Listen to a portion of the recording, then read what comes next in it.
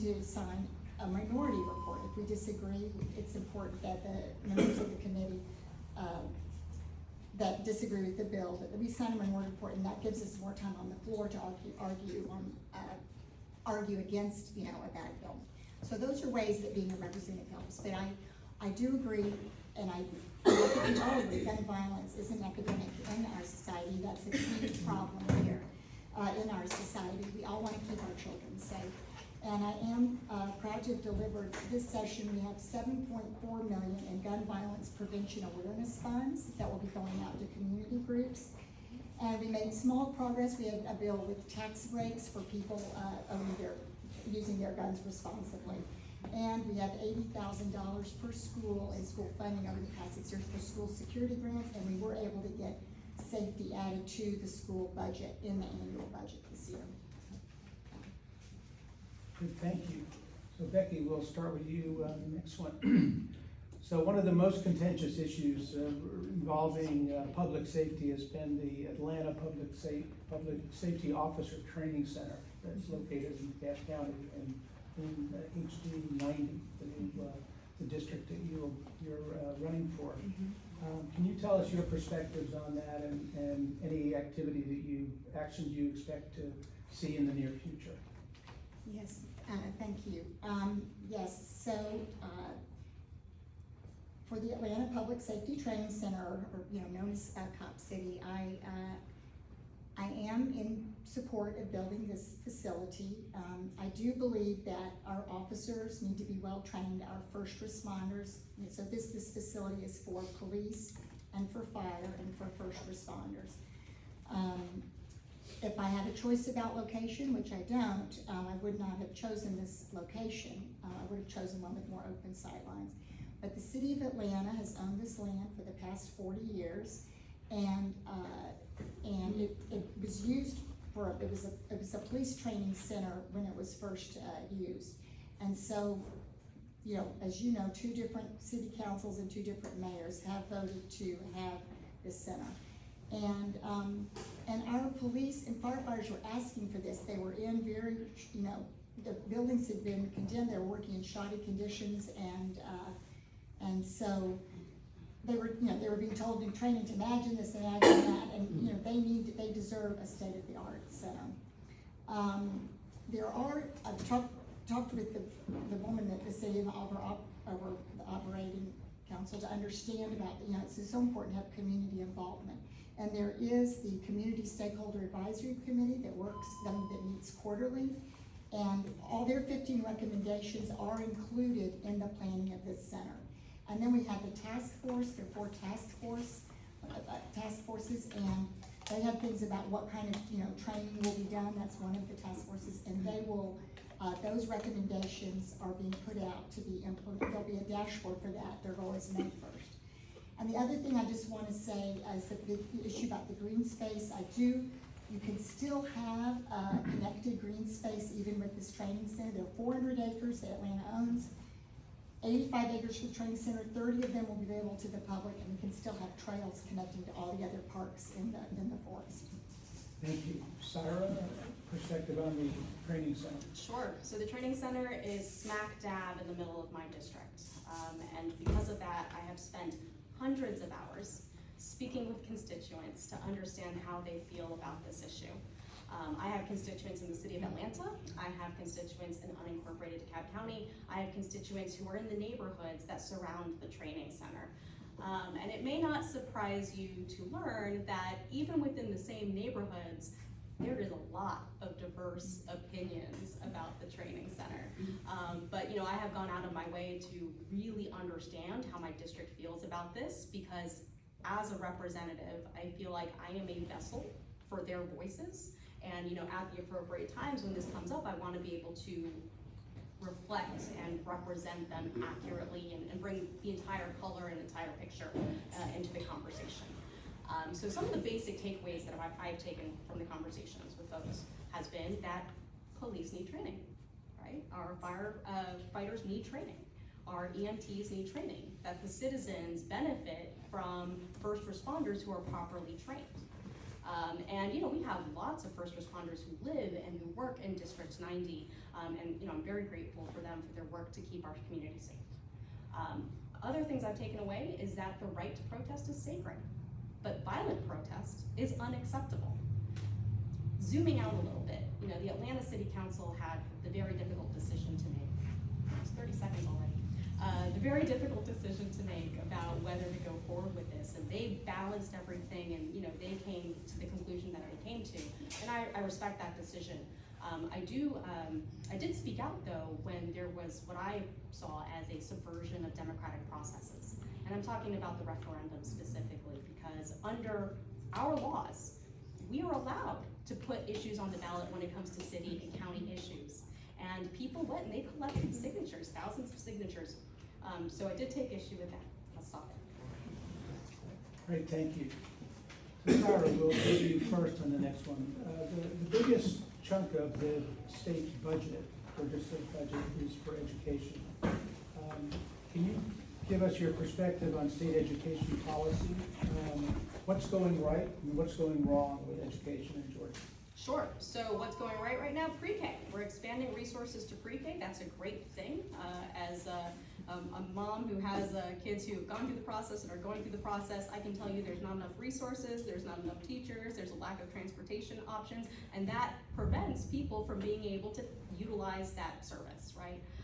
Our kids at that age, they are such sponges. And it really benefits Georgia and society as a whole to make sure that they are reaching their potential at that very young age. But expanding pre-K also has a great ripple effect, right? Because it helps mothers in particular get back to work. And so from the perspective of low income families and mid-income families, providing them with that option has great effects for the family, particularly in this moment in Georgia when we have a huge labor shortage. Now, what's going wrong? Definitely the voucher bill. We have chronically underfunded our public schools here in Georgia. I think it's from 2002 to 2017, we haven't fully funded public schools. And even in the last few years where we have fully funded public schools, don't get too excited because we haven't updated that funding formula since 1984, which is, by the way, the year I was born, right? We are also one of the few states in Georgia that doesn't allocate extra money for children who are living in poverty. So when you starve a system and then tell them they're not working and then to offer a solution which is investing in another system, you're doing it wrong. And the voucher bill that we passed this year is going to do exactly that. It will take funds that are supposed to go to public schools and it will divert them to private interests. It's going to have a devastating effect on District 90. There's at least 10 schools in our district and unincorporated DeKalb that are going to be directly impacted by this policy. Excuse me. Worked with the Board of Education and I've worked with the schools to try and align ourselves on our messaging, but the true change is going to come in having a party that is in control of the House and in control of the Senate that truly believes and invests in our public education system. Becky? Yes, thank you. I agree with Representative Draper. I'm very excited about our investments in pre-K and childcare this year. Pre-K is funded out of the lottery, and their teachers have not been paid as well, and so we're bringing up the pre-K teachers to parity with kindergarten teachers. We're reducing pre-K class size from 22 to 20. We also changed it where we can use capital outlay funds from the general fund to build pre-K classrooms. So I'm very excited about all of these changes because I agree that early child care is critical, and it's also will help with our workforce, expanding our pre-K. I'm also very happy that we've increased teacher salaries over the past 6 years by almost $10,000, and we've given 9% pay increases to non-certified teachers, and they have a very good retirement system. So those are some good things going on. And also we passed on a COIN bill, a coin-operated machine bill, we passed this year where we're going to increase, but they're going to pay more from 10% up to 13% into the lottery, and that's good. That's going to give 20 to 40 million more to the Georgia Lottery, and we fully funded Hope Scholarship. That's good news the past 2 years for the Georgia Lottery. I also agree about this issue about changing the funding formula. Yes, we fully funded quality basic education past 5 out of 6 years. We don't fund for poverty. We need to do that. We're one of 6 states that doesn't do that. Another key issue is for our school psychologists, counselors, and social workers.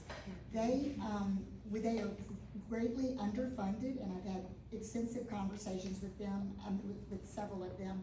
And, you know, in order to help students, we really need to get those, you know, have the psychologists providing real counseling, not just assessing them for things. And so that will be a key priority for me looking forward. And one more thing is for the CAPS funding, that's the child care funding. It's not part of pre-K or K through 12, but we need to do more in that area, fully funding early child care. Good, thank you. So Becky, we'll start with you on this. Can you explain how the DeKalb's General Assembly delegation, that is the State House and Senate representatives for DeKalb, influence policy and government action in DeKalb County? And explain briefly, maybe with an example of how you've engaged with the DeKalb delegation to try to achieve an outcome for DeKalb County. Thank you. Yes, so I am proud of delivering for DeKalb families in one area, specifically with the DeKalb delegation, and that is with the DeKalb Ethics Board. So when I was elected, we had a problem. You know, DeKalb had been in the headlines for all these different issues with our commissioners and everything, and so I rolled up my sleeves and got together some of our colleagues, and we had to work together to figure out an ethics law that everyone in the delegation would agree with. And we were able to do that.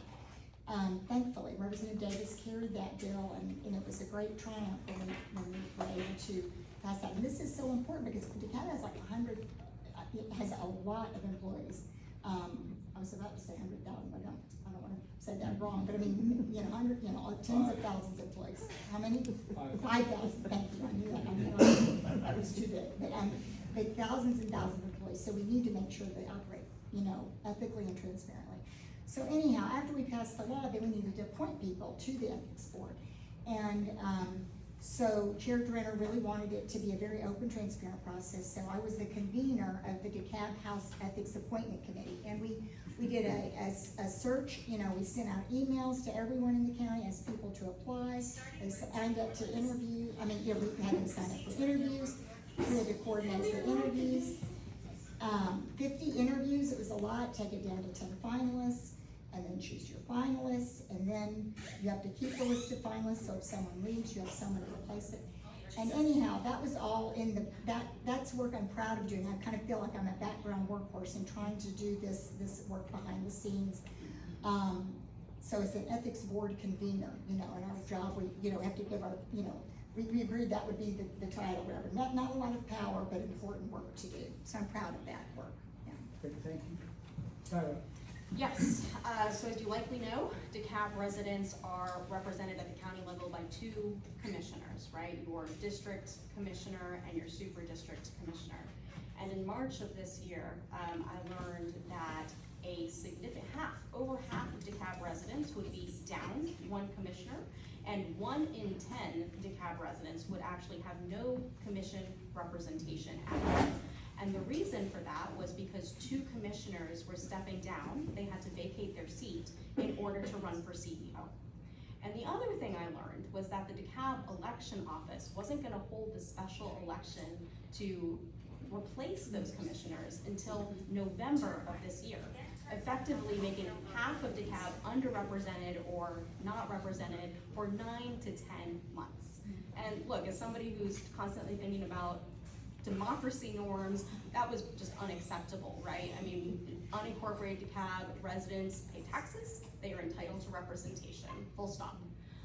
So I looked at the books and I was looking at special elections law, and I realized that if you make a small tweak, there was actually a way that we could hold those elections in May during this primary rather than have to wait all the way to November. But the way that we had to do this was we had to convince the Republicans to put an amendment into one of their bills that was moving.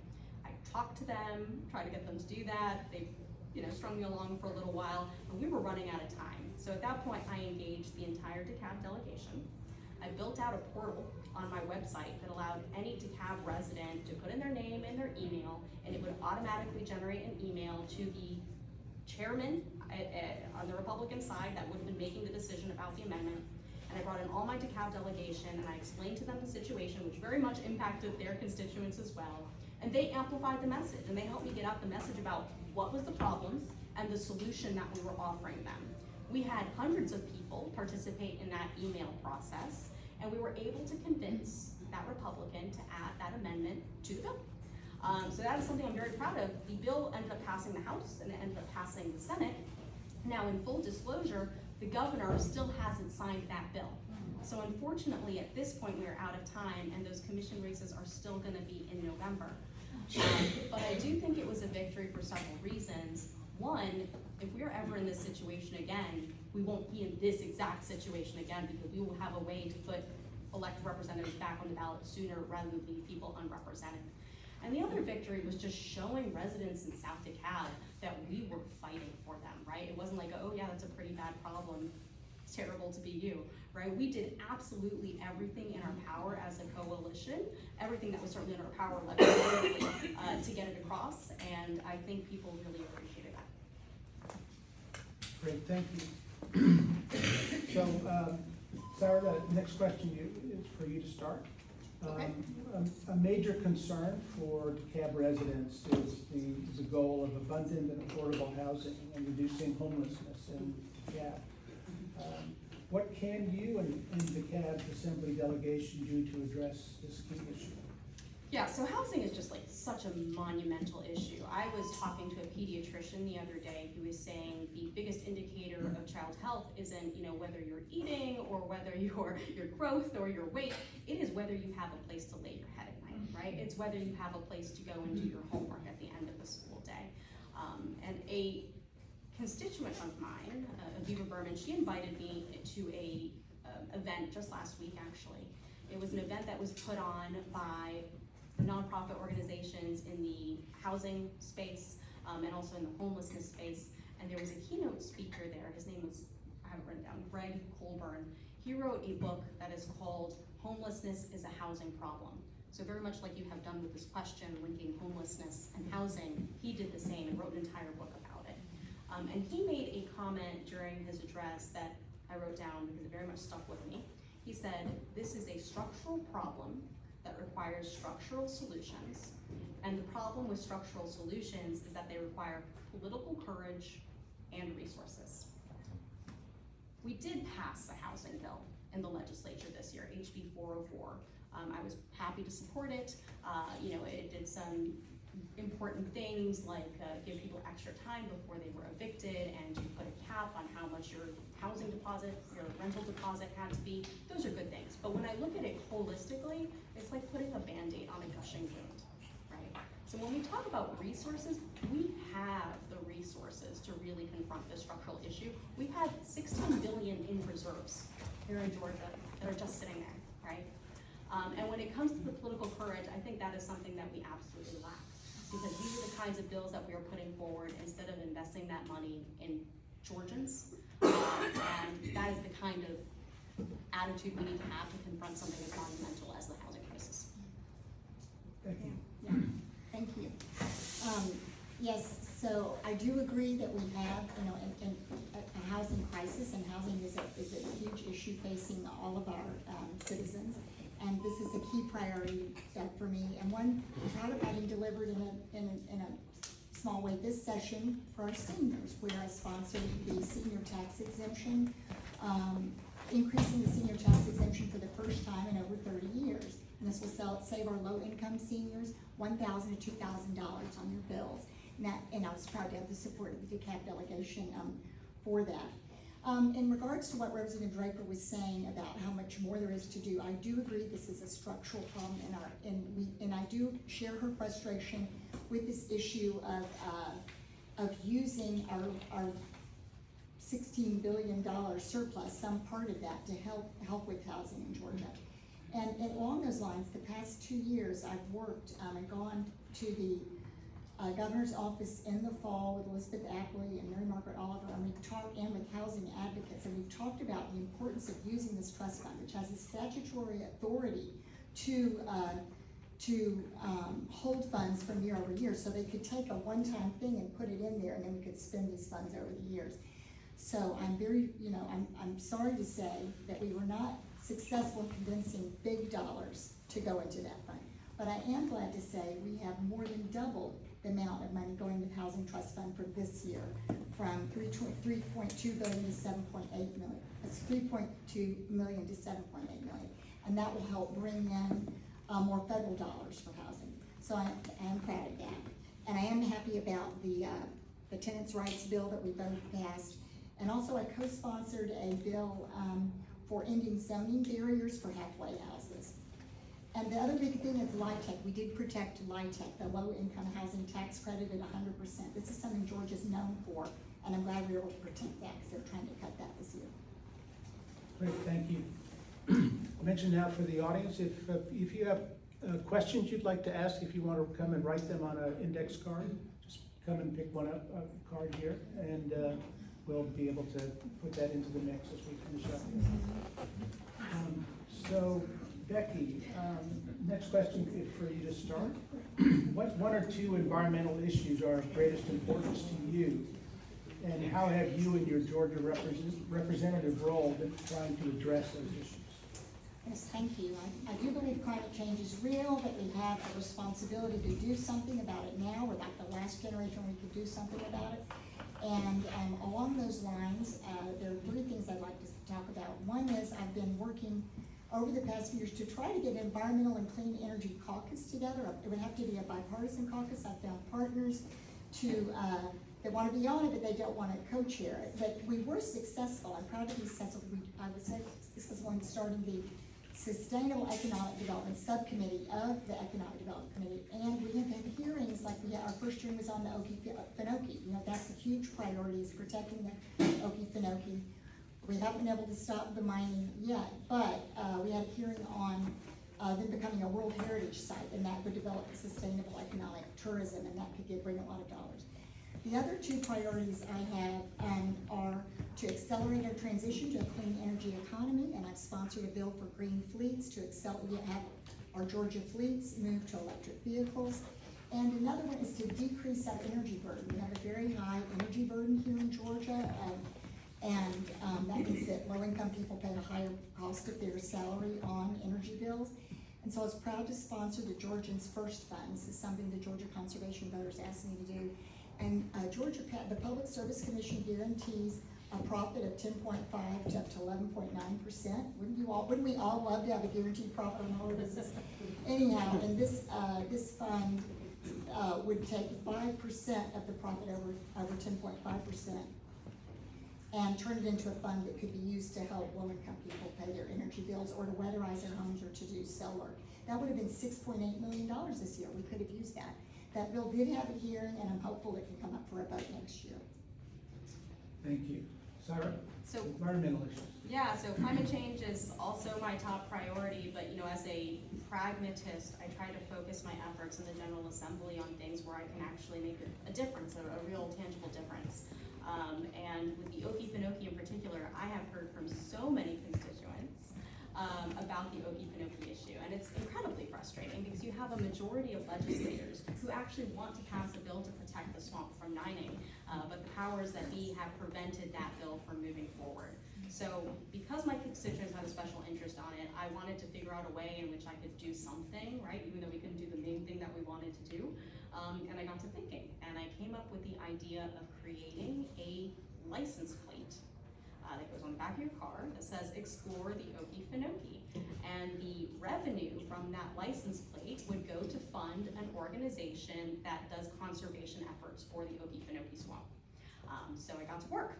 I found an organization that wanted to partner with me on that. I did all the paperwork. I contacted the Department of Revenue. We did a beautiful illustration of what the driver's the plate would look like.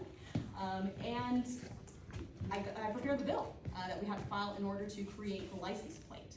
And only then did I go to the two Republicans who represent the Okefenokee area, and I told them, hey, I have a bill. I'm going to drop this bill. But if y'all wanted to be number 1 and 2 signers on it, that would be okay with me. And it took them about 2 minutes to accept my offer, because they did not want me getting in front of them on that, right? And now the whip of the Republican Party and the chairman who controls the plate process are the number 1 and 2 signers on that bill, and I'm number 3. So now it's on a path to victory, whereas before it was on a path to nowhere. And I think those are the kinds of changes that we can make until we change the composition of the legislature. Great, thank you. Next question. DeKalb conducted a county government charter review in 2023. What do you think were the greatest missed opportunities for improvement in DeKalb County's government that must be reviewed the next time there's a charter review? I'm sorry. That's me. Yes. Okay. Sorry. So the charter review system, yes. So it's, I received the presentation from the Charter Review Committee. They have done extraordinarily hard work, speaking of thankless work. But that is an incredibly important document because it dictates, how our government is structured. It has a direct impact on the services that we receive as DeKalb residents. It allocates the power between the branches of government in DeKalb County, and it sets the checks and balances too. So getting that charter rewrite correct is absolutely important.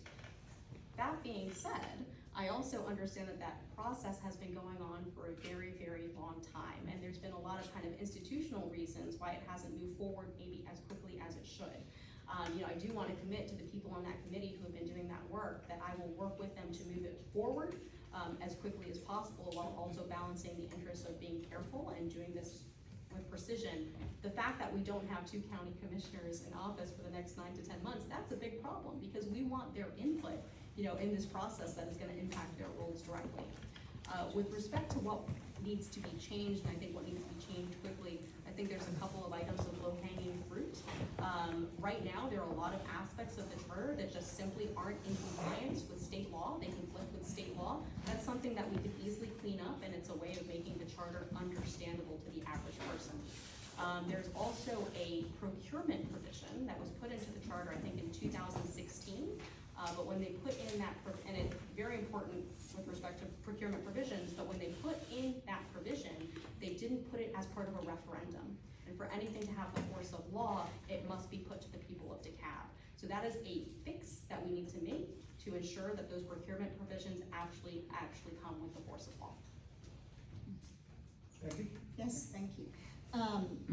Yes, so the biggest thing that I think that needs to be fixed in the Charter Review Commission process is DeKalb has lots of different appointments to boards, and we have and the CEO is the one that does a lot of these appointments, and there has been a history of many of these board positions going unfilled, and if they go unfilled, then the work doesn't get done. And so there was some provisions in there that said if the appointment is not made, it puts a timeline on when, after a certain amount of time, then the county commission will make the appointments. And I feel like that level of accountability is important to help keep moving things along. So I agree with these other points about the Charter Review Commission, and I want to thank the members of the Charter Review Commission. They worked really hard this year, and I'm disappointed that we did not get those changes passed this year. One other side note on something that I'm proud of my work on is that when I was first elected and we wanted to have the Charter Review Commission, we worked together to reach out and select people to be on that committee, and it was a big process of involving the community and seeing who wanted to serve on that, and I really appreciate the folks that have served. Yes. Great, thank you. Next question, and Becky, if you could go first. What can be done about the Public Service Commission being so apparently under the control of Georgia Power and working only on behalf of Georgia Power, not on behalf of consumers in Georgia? Well, we need to have elections that could help. Yes, this is quite a frustration. As you all know, the Public Service Commission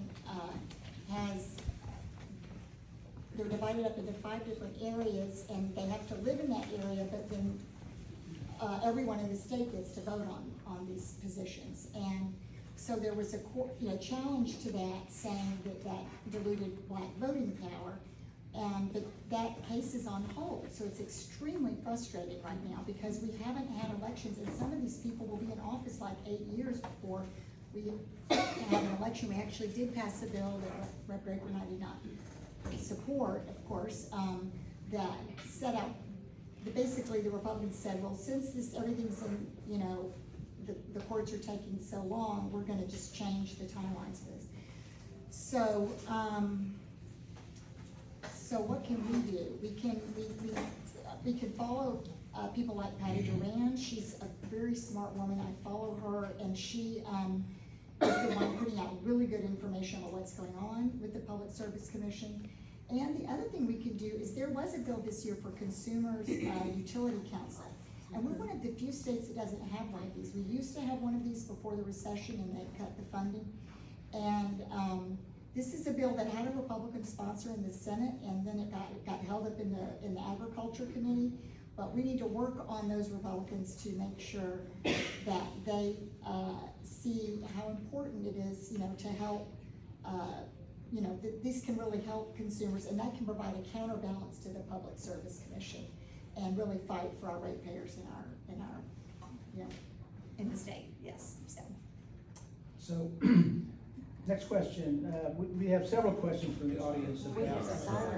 Oh, I'm sorry. I didn't know the format. Did you want to do? No, go ahead. Okay, so, all right. So tell me the question again. Public Service Commission is seems apparently under the control of Georgia Power, meets their interests, not that of consumers. Yes. Okay, so, one of the things that they have done to rig control of the Public Service Commission elections was what was identified in this court case a couple years ago. They have different districts that send a public service commissioner to office, but instead of voting in those districts for a candidate, you have the entire state vote on that individual. And that dilutes the power of Black voters in particular, and a district court found that to be the case. Now, it's been in the appellate process, it's going back and forth, and there has been a stall when it comes to that. But I think the silver lining in all this is that when we have now statewide, it used to be that if you have a statewide election in Georgia, it was gonna go to the Republicans. And that's why they fashioned it the way they did with the district PSC races. But Georgia is changing, right? So we are seeing more people move to this state, younger people, people of color, people who are moving to the cities, and Georgia is purple, and maybe it's even blue.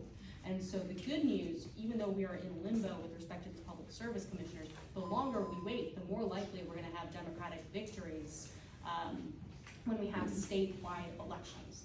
Now, one of the challenges we do have with the PSC race is nobody knowing what the heck it does, right? Even though it has so much power over our daily lives. And I have seen many organizations on the ground focused on that issue. I think Black voters matter, and there's some other organizations that are very focused on those particular races. We need more public attention on those races, more funding on those races, so that people make the connection between voting with the Democratic PSC candidate and saving money and not being under the monopoly of Georgia Power. Sorry. No, it's okay. Okay, one last short You're in question. control. We had several questions from the audience about voting, including the Coffee County sort of theft of the computer code for managing elections, about voter suppression in general, about problems for voters with disabilities. If you could take 2 minutes, Syra and then Becky, and just tell us what you think are the most important issues facing voters in Georgia, and what you plan to do about it. So that's a lot of different topic areas to cover, especially in 2 minutes. But what I will say is that what Republicans have done continuously since 2020 is they have talked about the importance of bringing confidence back to our elections. They talk about the integrity of our elections, and they talk about voter fraud as a reason to make huge changes to our election code, which they have done every single year since 2020, and before that too. But that's the parlance that they're using, that's the language that they're using, and they're using that as justification to make changes that suppress the vote, right? right? Well, we have to do this for election security, we have to do this for confidence, and they leave off the part that the reason we have a confidence problem in our elections is because their leadership is the one saying that you can't trust our elections. So I think it is very important when we're talking about elections that, yes, we need confidence in our elections, and the way we do that is participating in the process. The way we do that is by encouraging people to go to the polls. It is not buying into this idea of voter fraud, because voter fraud in Georgia is infinitesimally small. I love using that phrase because it really brings to light like what the numbers are. I think the Heritage Foundation found that there were 30 proven instances of voter fraud since 1990 in Georgia. You think about the millions and millions and millions of people who vote in Georgia. So when you consider that, you really have to ask yourself, when we're passing a law, we've got to balance, yes, all those things, you know, voting, security, et cetera, but we have to balance that with people's access. And if access is going down in the name of security that we don't actually need, there is a problem there. I will submit to you that that is the calculus that the Republican Party has been using.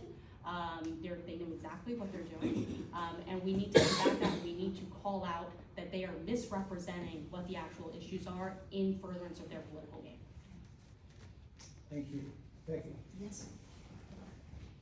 Well, I absolutely agree that we need to do everything we can to protect our voting rights and to make sure that our elections are free and fair and transparent. And one thing I'm proud of having delivered on is in the 2020, 21, 22 elections, those years, is working within the DeKalb delegation, with the DeKalb Elections Board, and you know, where we wanted to make sure the DeKalb Elections Board had the resources that they needed.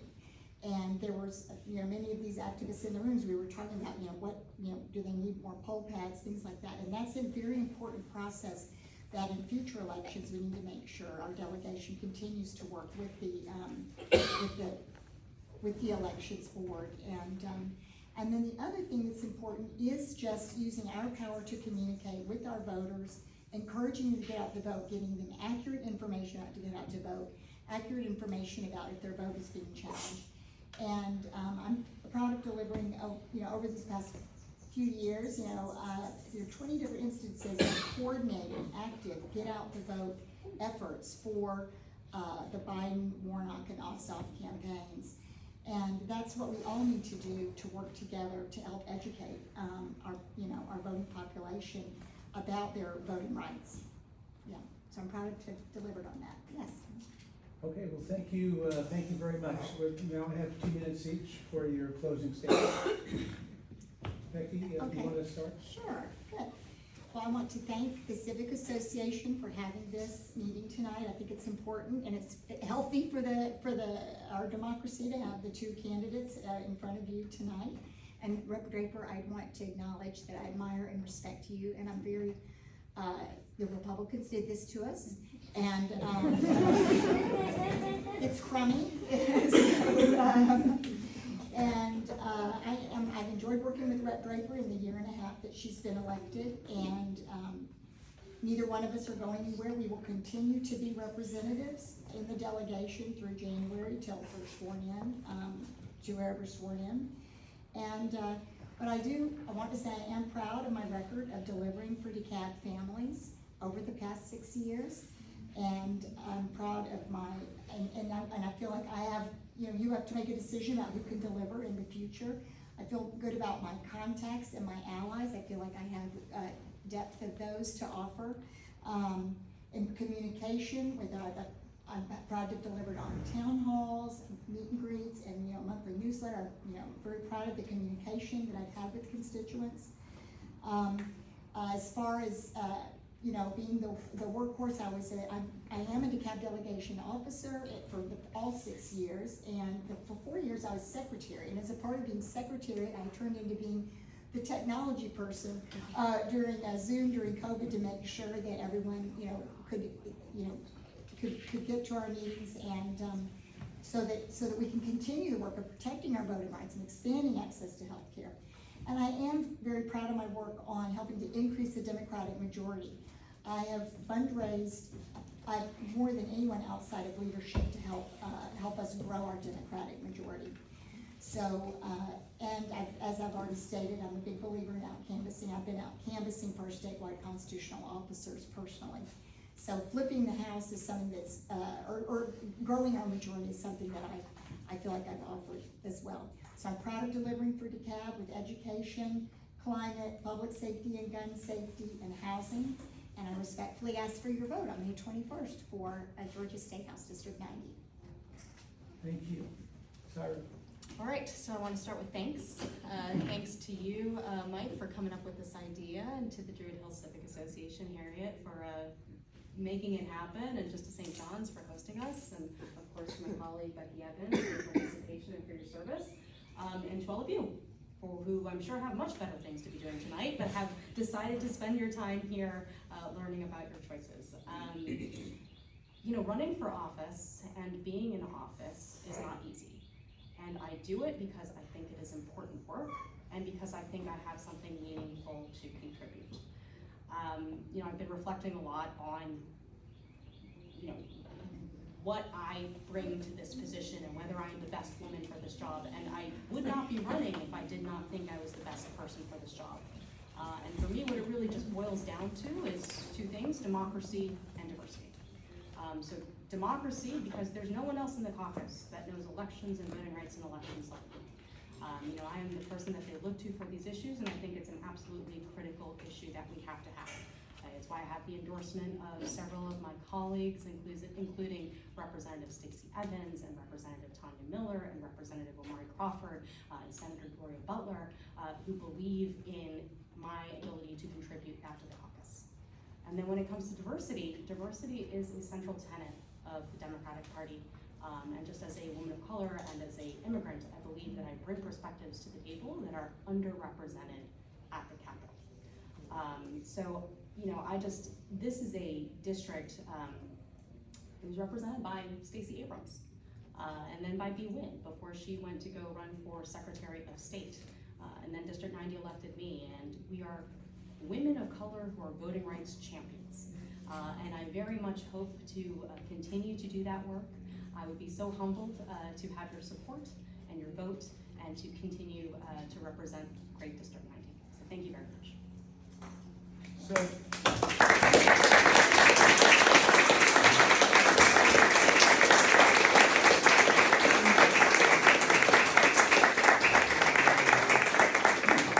in closing, I just want to thank you all for coming. Thanks to our candidates. We're really grateful. We're especially grateful for your service.